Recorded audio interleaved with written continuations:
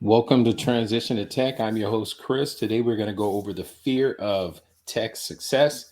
I'm going to show you the four signs and how to overcome any fears of tech success. Now, I'm learning the tools here on how to do this live, so I don't know if we're live yet, but I'm going to go ahead and make sure everything is good.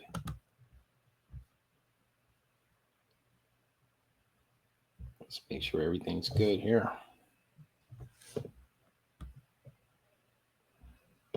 All right, great. So it looks like we are live. Okay, I'm going to be going over what I want to do is I want to break down, let's see here, this podcast where this man is talking about fear of success. And I titled this Fear of Tech Success because that's what we're focused on. Some of you may have or looked at the post that I put up in the Facebook community. I believe it's a couple of days ago, and I was just conversing with some basically some instructors and leaders in education of technology, and what we were talking about is some of the things that stifle or cause um, new people coming into tech or people just starting their tech career. What causes them, or what is some of their biggest blunders that's preventing them from thriving?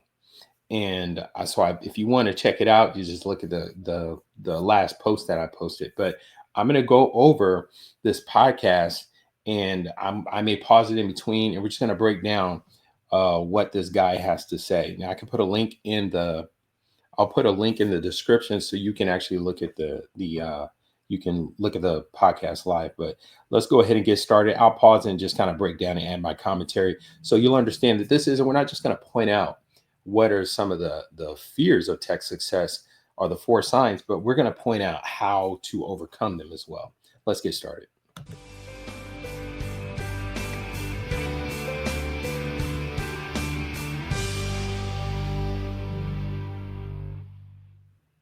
Today, I'd like to speak on the topic four signs you are afraid of success. So, in John chapter 5, we have Jesus asking a man who was positioned in a line to be healed if he wanted to be made well. And this may seem like a very strange question. It's like asking someone in a hospital, "Are you here to get well?" And they're in the hospital bed, they're surrounded by nurses and doctors, and you're saying, "Do you want to be healed?" Of course, he would say, he's in the bed, he wants to be healed.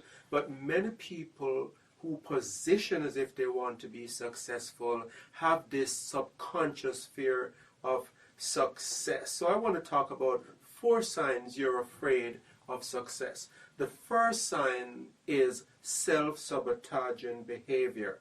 If you see yourself sabotaging opportunities that you have coming your way over and over again, it is possible that you have the fear of success. An article in an engineering trade journal called The Fear of Success the Gary Hart disease. No relationship to me. We just happen to have the same last name. Gary Hart was on his way to become the president of the United States. He was leading in the polls when he suddenly came up with the idea that he would ask reporters to follow his every move. And of course they did. And what ended up happening is that as reporters followed Gary Hart around, they discovered that he was having an affair. And it ended up ruining any chance that he had of becoming president of the United States of America. Now, why did Gary Hart ask to be followed around, knowing that he had something that he wanted to hide? I think there was a subconscious fear of success, and he was sabotaging himself. Here are a few examples of how others of us sabotage ourselves when we are on the brink of success. Students who go partying the night before a big exam, when they know this is the only step that is left for them to complete the course and to be successful at it, is sabotaging themselves. Other examples of self-sabotage are people who turn up late for important job interviews. And of course, if you ask these people the reason, they would say the bus broke down, or I woke up late, or some other excuse. But the fact of the matter is that these people could have made every effort and made contingency plans to make sure that they were on time for this big job interview. So people sabotage themselves in these ways because there is a subconscious fear of success. The second sign of a fear of success is procrastination. So if you're procrastinating, Now, he's talking about self-sabotage as being one of the signs that someone is basically having a fear of success. I'll tell you from my own personal experience. I had a student, and I was teaching a CompTIA A plus course. This was probably 15, maybe, yeah, about 15, 20 years ago. And I'm teaching at this college, and the CompTIA book, it's pretty thick. All right. So when you're teaching a course like that, you gotta be really patient with your students. Um, I did academic portion, and then I did a hands-on portion, and I just made sure that they had a really good command of the information. I didn't want them drinking from the fire hose. I wanted them to get not only just um, the the understanding of it, but I want them to also have the ability to apply it, to build that connection and intimacy with the information and knowledge that I was giving them. But nearly everyone in my class passed the test. But I had this one student that she didn't show up for test day. She just did not show up.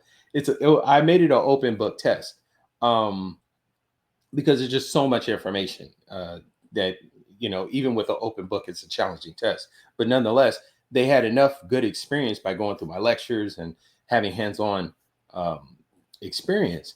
But this young lady, she did not show up for the test. I saw her the previous semester, and I know the dean of the school. So I told her, I said, look, let's just call her name Sarah. I said, look, Sarah, show up. I've got a class. I'm going to show up an hour on Tuesday, uh, or an hour early. Show up and take the test. She was very scared. She said, well, I don't think that I can pass it. I said, Sarah, I taught you. I know you could pass it.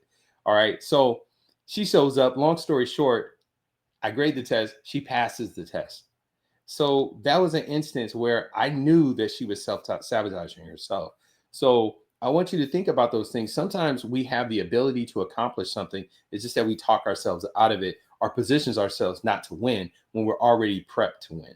So I want us to keep that in mind, that to overcome that self-sabotaging is, don't here. This is what my one of my pastors said. He said, don't be a stumbling block to yourself, and don't be a stumbling block to others. In other words, don't trip yourself up. There's already enough obstacles out there that we don't need to put any in our own way. And I read this, well, I heard this book called The Way is the Obstacle. So if the way is the obstacle, there's already struggles and challenges inherently involved in accomplishing some level of success that you desire. Then keep in mind that don't add anything else to it. Just face it for what it is. You're not experiencing something brand new. We have all had to go through the experience of learning, growing, and becoming whatever it is that we desire to do based on our goals, visions, and our plans. So let's continue. so if you're procrastinating all the time, and you're in this business venture, for example, where you have one final step to go, but you just keep putting it on, or keep putting it off, or you have this meeting that you need to set up with someone to get the funding that you need to take your business to the next level, but you just keep putting it off, chances are that you have a subconscious fear of success. Did you know that half of the people who register to do their PhD never complete their PhD? There is an article in the Chronicles of Higher Education that reported that many of these people had just one final step to complete their PhD.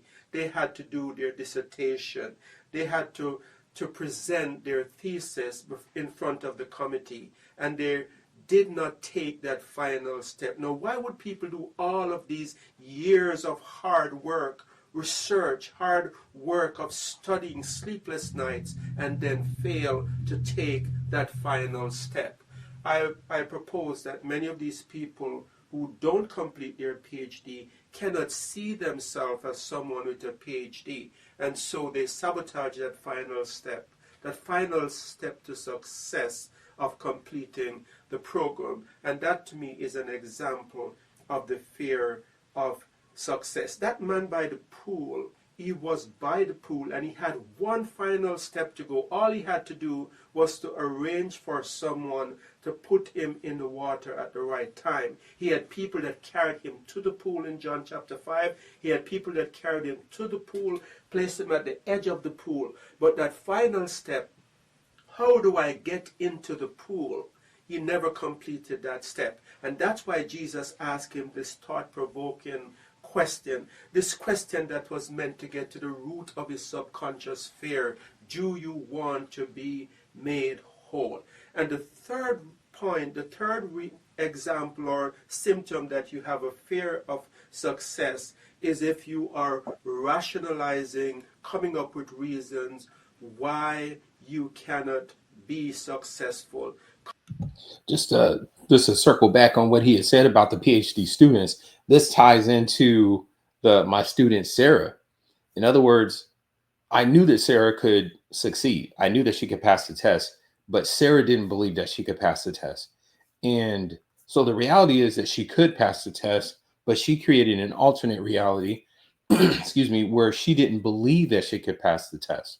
And so what I will say is, if you hear those voices of doubt, those voices that tell you I'm not enough or I shouldn't apply for this position, they're not going to hire me, they always hire somebody else.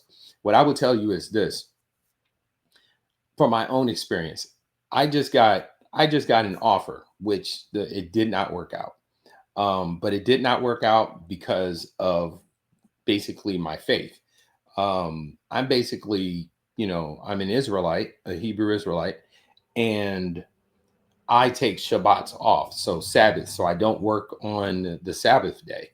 And so even though this CEO that I was talking to wanted to hire me for this IT management position, I had to let him know that, I can't work on the Sabbath day. But nonetheless, even though I had these doubts in my head that, oh no, I may not be available for this position, because he had already called me before and told me, hey, there's two candidates and you're number two. We're going to go with this guy, but I still want to have a good relationship with you. So do you mind if I call you in a month or two just to see how this guy works out? Perhaps I can reach out to you. Lo and behold, 2 months later, he called me and he asked me to be the IT project or the IT manager. And so you never know what's going to happen. Now, that didn't work out right, where he understood that I don't work on Shabbats, and that was a type of hands-on management position. But nonetheless, he said, you know what? I want to work with JumpStart IT Academy, because he knows that I have an online tech school. He said, I want to work with JumpStart IT Academy, and I want to bring some students to you that I want to be trained in tech. We like who you are. We like what you bring to the table, and we like what you can allow others to accomplish by empowering them to be future tech leaders. And so I said, absolutely.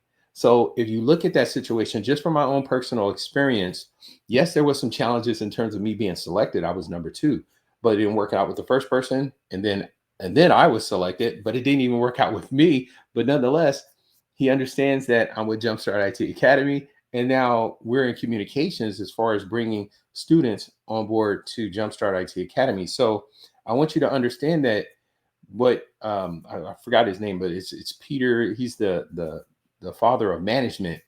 But what he says is this: he said, be prepared for unexpected success. And not only did I overcome the fear of success, but I was prepared for unexpected success.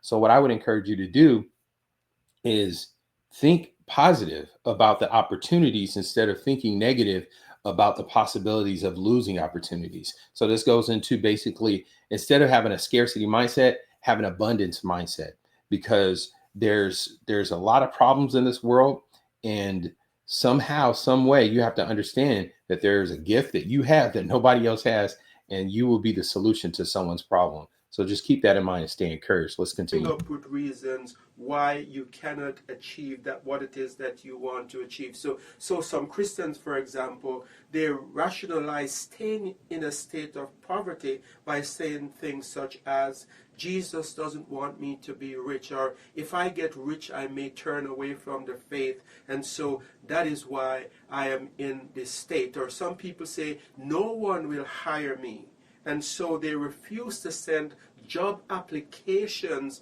that could get them the success in the job market that they're looking for. And so these way of rationalizing why they cannot be successful is a way of making sure that they never accomplish the success that they say that they want. So Jesus' question to the man, do you want to be made whole, is a very important question. Do you want to be made successful? Are you rationalizing ways at which you cannot be successful, or rationalizing, coming up with ways why you should stay in your current state? And the fourth and final point why people that show that you have a fear of success is if you are problem focused instead of solution focused. The man by the pool of Bethesda, when in John chapter 5, when Jesus asked him, do you want to be made whole? You would think he would say, yes, of course I want to be made whole. I'm positioned here for healing. But what he did instead was to come up with a list of reasons, or a reason why he could not be healed. He said, I have no one to put me in the water. That was not the question that Jesus asked him. But his answer is showing that at the root of his subconscious is this fear of success that is making him focus on the problem instead of the solutions. So there you have it.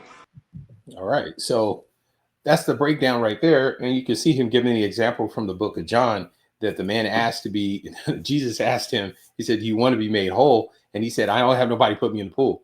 So it's like he already had a built-in excuse for why he cannot be successful in this situation. So I want us to really reflect on some of the self-talk that we have towards ourselves. I've put out a lot of good material, a lot of good information on this channel that should at least give you the starting steps to be mobilized and really get some traction in going towards transitioning into the tech industry. And so I really want to see the best for anyone who is interested in thriving in tech. I know, for example, let me give you an understanding. When I was maturing and I was in the military, I just remember going to different types of conferences and meetings. And sometimes the speaker would say, he said, it would be a really good speech, really encouraging. And he said, I'm just talking to at least one person in this room that would be able to hear what I'm saying and be able to go towards their goals and be successful. And I always said in my heart, I am that one person. And I was that one person. I'll give you an example. I went to a seminar where this man, he was highly successful. He was a high achiever. And he explained how his children became high achievers because his children had really good top positions in terms of being extremely successful. And so people would ask him, how did you raise these children who are so successful?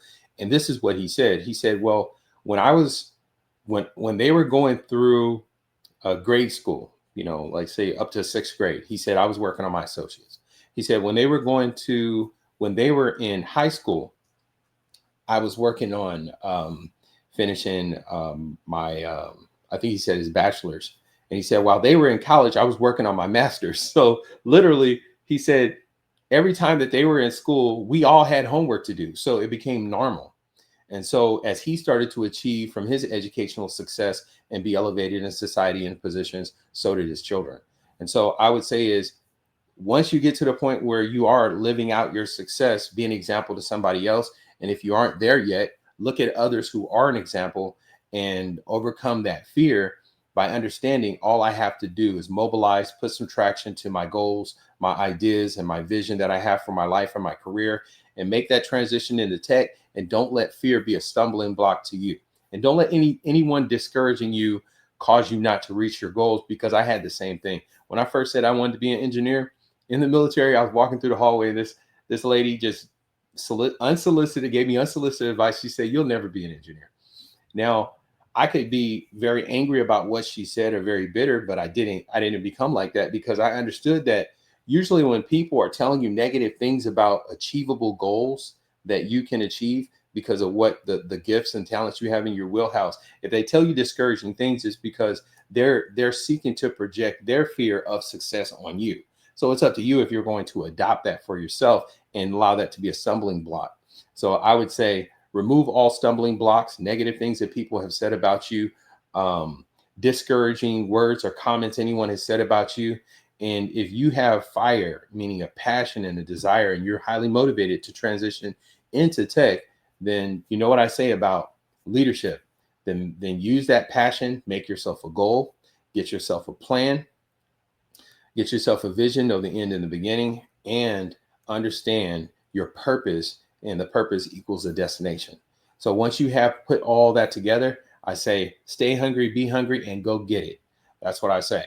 So I hope you got something out of this video. This is again, this is the fear of tech success. I showed you the 4 signs based on just get my reaction and commentary to this gentleman breaking things down, and I also added in there how you can overcome them, because I don't want the fear of success stifling anyone, because I've been there, I've done that, I've overcome it. I got, as we would say when I was growing up, I got the t-shirt and the hat to prove it. So I want to thank you for joining this live salute. And if you like what you heard, go ahead and share the word, and I will talk to you, or we'll communicate next week. In the meantime, have an excellent evening, have an excellent day, and I'll see you next week.